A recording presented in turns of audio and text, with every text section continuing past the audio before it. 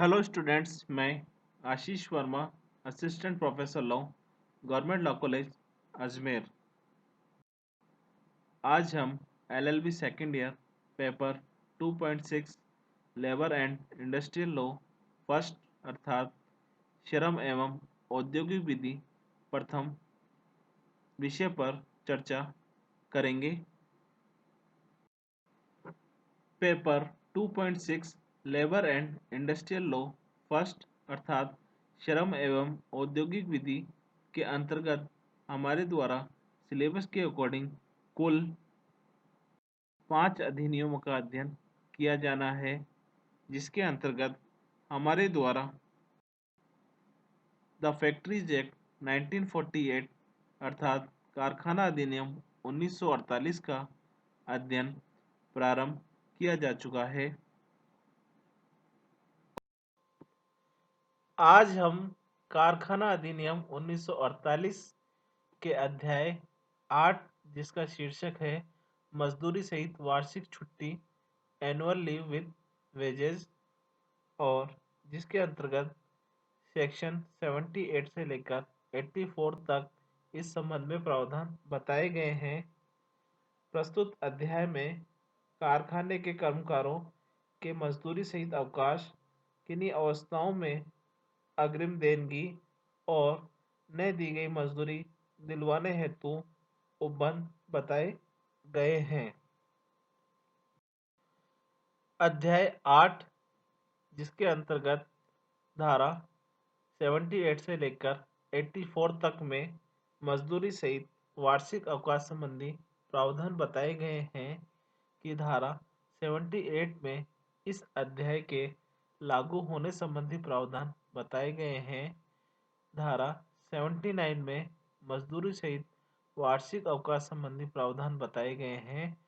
धारा 80 में अवकाश की अवधि के दौरान मजदूरी संबंधी उपबंध बताए गए हैं। धारा 81 में कतिपय अवस्थाओं में अग्रिम भुगतान से संबंधित प्रावधान बताए गए हैं। धारा 82 में असंदर्भ मजदूरी की वसूली के ढंग के संबंध में प्रावधान बताए गए हैं। सेक्शन 83 में नियम बनाने की शक्ति के संबंध में प्रावधान बताए गए हैं। सेक्शन 84 में कारखानों को छूट देने की शक्ति के संबंधित प्रावधान बताए गए हैं। अब है सबसे पहले सेक्शन 78 इस अध्याय का लागू होना। उपधारा 1 के अनुसार बताया गया है कि इस अध्याय के उपबंध इस प्रकार प्रवर्त न होंगे कि उनका किसी ऐसे अधिकार पर प्रतिकूल प्रभाव पड़े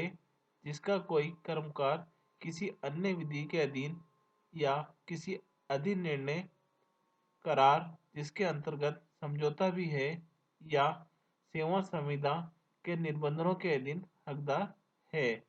परंतु यदि ऐसे अधिनिर्णय करार जिसके अंतर्गत समझौता भी है या सेवा संविदा मजदूरी सहित ऐसी वार्षिक छुट्टी के लिए उपबंध करती है जो इस अध्याय में उपबंधित छुट्टी से दीर्घतर हो, तो जितनी छुट्टी का कर्मकार हकदार होगा वह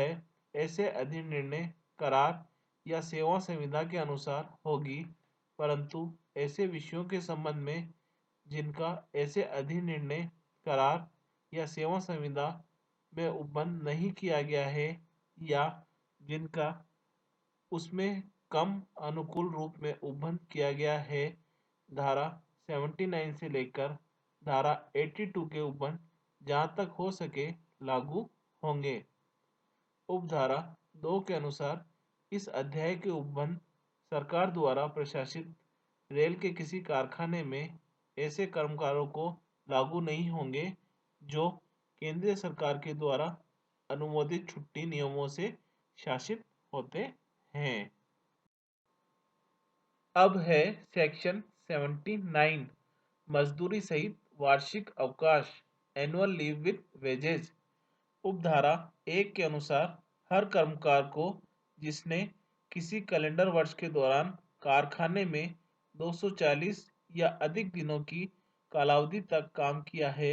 पश्चातवर्ती कैलेंडर वर्ष के दौरान इतने दिनों के लिए मजदूरी सहित छुट्टी अनुज्ञात की जाएगी जितने निम्नलिखित दर से परिकलित होंगे। पहला, यदि वह वयस्क है तो पूर्ववर्ती कैलेंडर वर्ष के दौरान उसके द्वारा किए गए काम के हर 20 दिन के लिए एक दिन। दूसरा, यदि वह बालक है तो पूर्ववर्ती कैलेंडर वर्ष के दौरान उसके द्वारा किए गए काम के हर 15 दिन के लिए एक दिन। एक्सप्लेनेशन 1, स्पष्टीकरण 1। इस उपधारा के प्रयोजन के लिए ए, करार या संविदा द्वारा अथवा स्थायी आदेशों के अधीन या अनुज्ञात कामबंदी के कोई दिन। बी, स्त्री कर्मकार की दशा में 12 सप्ताह से अनधिक के लिए प्रसूति छुट्टी के कोई दिन। और सी, जिस वर्ष छुट्टी का उपभोग किया जाता है उससे पूर्ववर्ती वर्ष में उपार्जित छुट्टी 240 या अधिक दिनों की कालावधि की संगणना के प्रयोजन के लिए ऐसे दिन समझे जाएंगे जिनमें कर्मकार ने कारखानों में काम किया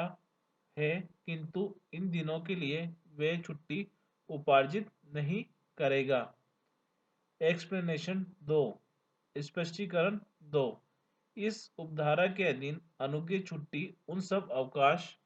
दिनों का जो चाहे छुट्टी की कालावधि के दौरान या उसके प्रारंभ या अंत में हो अपवर्जन करके होगी। उपधारा 2 के अनुसार वह कर्मकार जिसकी सेवा 1 जनवरी के प्रथम दिन से या अन्यथा प्रारंभ होती है उपधारा 1 के यथास्थिति खंड 1 या खंड 2 में अधिकथित दर पर मजदूरी सहित छुट्टी का हकदार होगा यदि उसने कैलेंडर वर्ष के अवशिष्ट भाग के दिनों की कुल संख्या के 2/3 के लिए काम किया है। उपधारा 3 के अनुसार यदि कोई कर्मकार कैलेंडर वर्ष के दौरान सेवानिवृत्त या पदच्युत कर दिया जाता है या अपना नियोजन छोड़ देता है या अधिवर्षीयता प्राप्त कर लेता है या सेवा में रहते हुए उसकी मृत्यु हो जाती है तो वह या यथास्थिति उसका वारिस या उसका नाम निर्देशित उतनी छुट्टियों के बदले में जितनी के लिए वह कर्मकार अपनी सेवानिवृत्ति, पदच्युति, नियोजन छोड़ दिए जाने, अधिवर्षीयता प्राप्त कर लेने या मृत्यु से पूर्व हकदार था। उपधारा 1 में निर्दिष्ट दरों पर संगणित मजदूरी का हकदार होगा भले ही उसने उपधारा 1 या उपधारा 2 में विनिर्दिष्ट पूरी अवधि के लिए काम न किया हो जिससे वह ऐसी छुट्टी पाने का पात्र हो गया होता। और ऐसा संदाय पहला,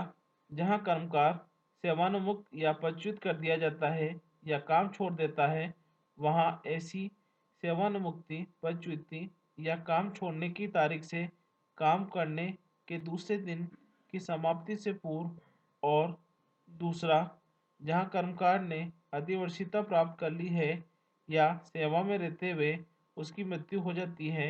वहां ऐसी अधिवर्षीयता प्राप्त करने या मृत्यु की तारीख से 2 मास की समाप्ति से पूर्व किया जाएगा। उपधारा 4 के अनुसार बताया गया है कि इस धारा के अधीन छुट्टी परिकलित करने में आधे या उससे अधिक दिन की छुट्टी के भाग को पूरे दिन की छुट्टी माना जाएगा और आधे दिन से काम के भाग को छोड़ दिया जाएगा। उपधारा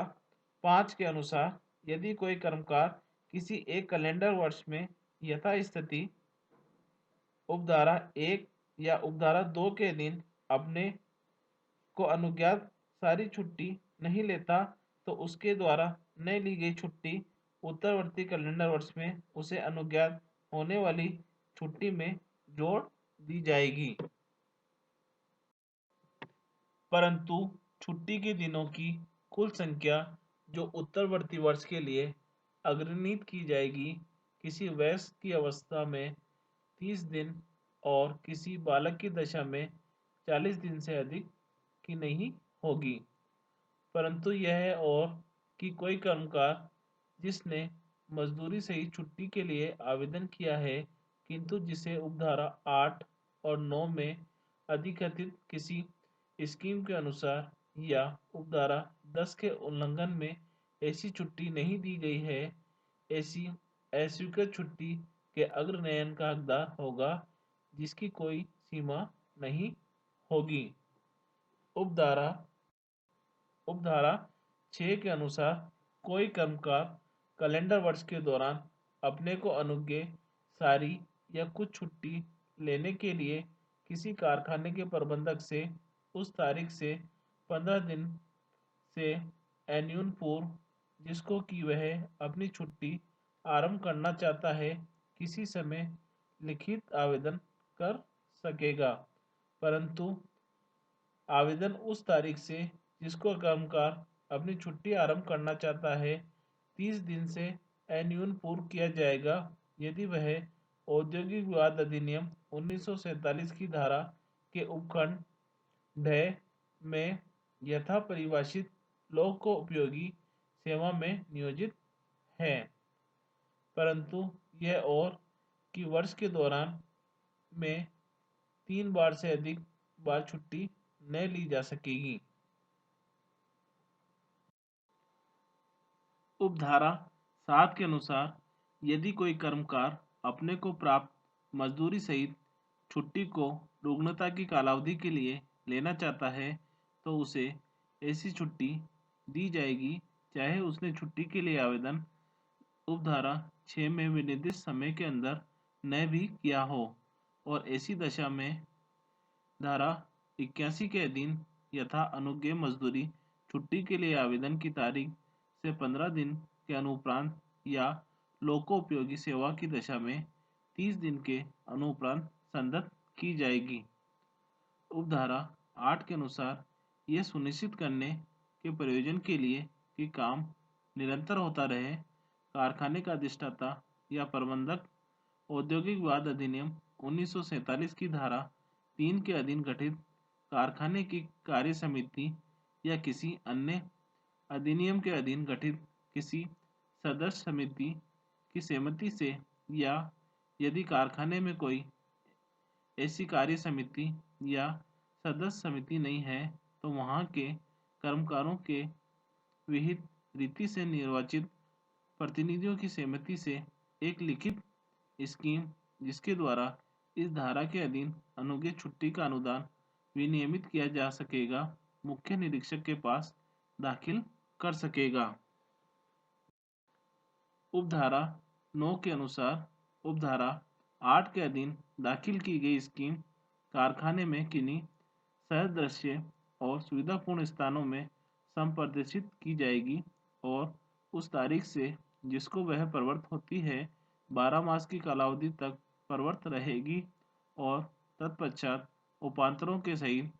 या बिना एक समय पर 12 मास की अतिरिक्त कालावधि के लिए उसका नवीनीकरण प्रबंधक द्वारा कार्य समिति या सदस्य समिति की सहमति से या यथास्थिति उपधारा 8 में यथा विनिर्दिष्ट कर्मकारों के प्रतिनिधियों की सहमति से किया जा सकेगा और नवीनीकरण की सूचना उसके नवीनीकरण किए जाने के पूर्व मुख्य निरीक्षक को भेजी जाएगी। उपधारा 10 के अनुसार छुट्टी के लिए कोई आवेदन जो उपधारा 6 के उपबंधों का उल्लंघन नहीं करता नामंजूर नहीं किया जाएगा जब तक कि नामंजूरी उपधारा 8 और उपधारा 9 के अधीन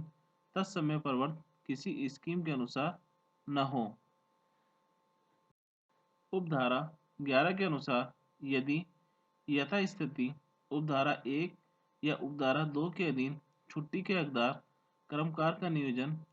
उस द्वारा अपनी सारी छुट्टी जिसका वह हकदार है ले चुकने के पहले अधिष्ठाता के द्वारा समाप्त कर दिया जाता है या यदि ऐसी छुट्टी के लिए आवेदन कर चुकने और मंजूर न किए जाने पर वह कर्मकार छुट्टी लेने से पूर्व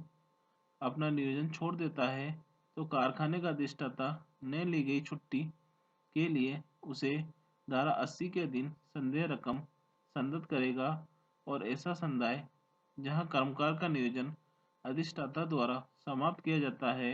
वहां ऐसी समाप्ति के पश्चात दूसरे काम के दिन के अवसान से पूर्व और जहां कोई कर्मकार अपना नियोजन छोड़ देता है वहां अगले वेतन दिन को या उसके पूर्व किया जाएगा। उपधारा 12 के अनुसार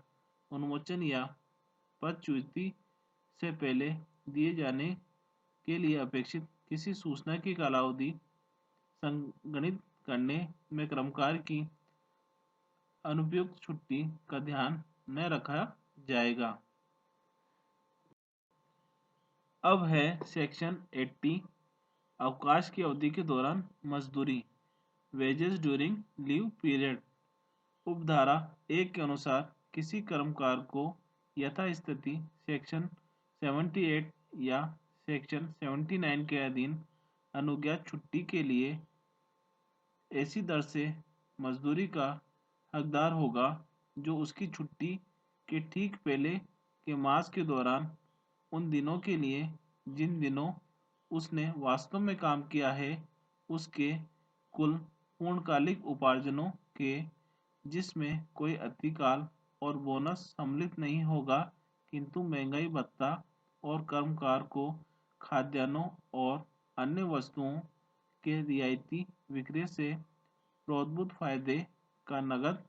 समतुल्य सम्मिलित होगा दैनिक औसत के बराबर हो परंतु किसी ऐसे कर्मकार के मामले में जिसने अपनी छुट्टी के ठीक पहले कैलेंडर मास के दौरान किसी दिन काम नहीं किया है उस दर से संदाय किया जाएगा जो उसकी छुट्टी के पहले के अंतिम कैलेंडर मास के दौरान जिसमें उसने वास्तव में काम किया है उन दिनों के लिए जिन दिनों उसने वास्तव में काम किया है उसके पूर्णकालिक उपार्जनों के जिसमें कोई अतिकाल और बोनस सम्मिलित नहीं होगा किंतु महंगाई भत्ता और कर्मकारों को खाद्यान्नों और अन्य वस्तुओं के रियायती विक्रय से प्रोद्भूत फायदे का नगद समतुल्य सम्मिलित होगा दैनिक औसत के बराबर है। उपधारा 2 के अनुसार कर्मकार को खाद्यान्नों और अन्य वस्तुओं के रियायती विक्रय से प्रोद्भूत फायदे के नगद समतुल्य की संगणना इतनी बार जितनी विहित की जाए मानक कुटुंब के लिए अनुज्ञेय खाद्यान्न और अन्य वस्तुओं के अधिकतम परिमाण के आधार पर की जाएगी। स्पष्टीकरण 1 मानक कुटुंब से अभिप्रेत है कर्मकार उसकी पत्नी या उसके पति और 14 वर्ष से कम आयु वाले दो बालकों से मिलाकर बना कुटुंब जिसमें कुल मिलाकर 3 वयस्क उपभोग यूनिट अपेक्षित होंगे। स्पष्टीकरण 2 वयस्क उपभोग यूनिट से 14 वर्ष की आयु से ऊपर के पुरुष का उपभोग यूनिट अभिप्रेत है और 14 वर्ष से ऊपर की आयु की स्त्री और 14 वर्ष से कम आयु वाले बालक का उपभोग यूनिट वयस्क उपभोग यूनिट के क्रमशः 0.8 और 0.6 की दर से परिकलित किया जाएगा। उपधारा 3 के अनुसार राज्य सरकार निम्नलिखित विहित करने वाले नियम बना सकेगी। ए वह रीति जिसमें खाद्यान्न और अन्य वस्तुओं के कर्मकार को रियायती विक्रय से प्रोद्भूत फायदे का नगद समतुल्य संगणित किया जाएगा और बी वे रजिस्टर जो इस धारा के उपबंधों का अनुपालन सुनिश्चित करने के प्रयोजन के लिए कारखाने में रखे जाएंगे। अब है सेक्शन 81 कतिपय दशाओं में अग्रिम संदाय का किया जाना payment in advance in certain cases. इसके अनुसार किसी कर्मकार को जिसने यदि वह वयस्क है तो 4 दिन से और यदि वह बालक है तो 5 दिन से एन्यून की छुट्टी अनुज्ञात की गई है उसकी छुट्टी आरंभ होने से पूर्व अनुज्ञात छुट्टी की कालावधि के लिए देय मजदूरी संदर्भ की जाएगी। अब है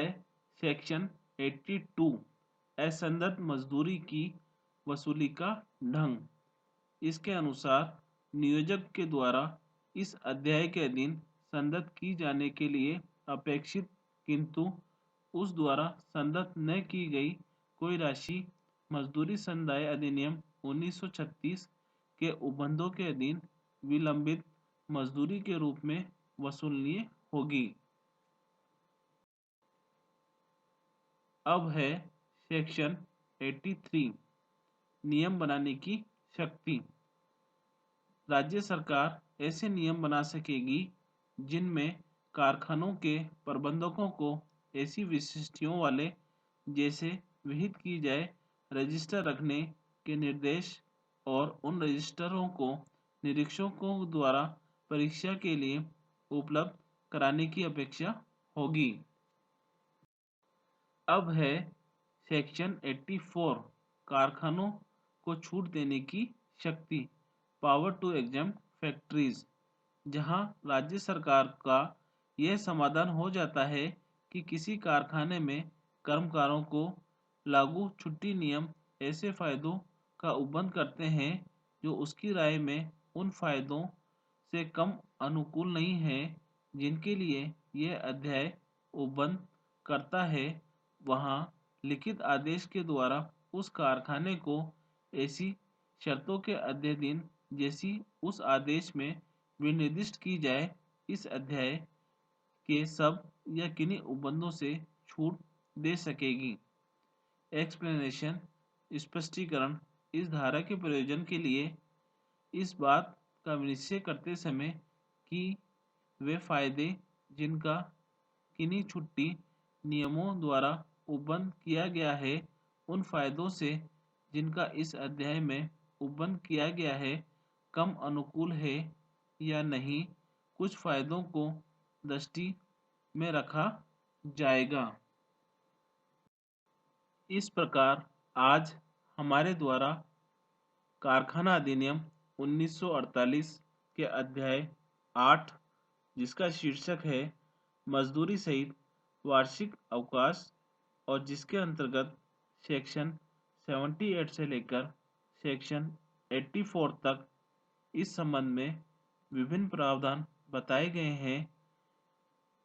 पर हमारे द्वारा आज विस्तृत चर्चा की गई। धन्यवाद।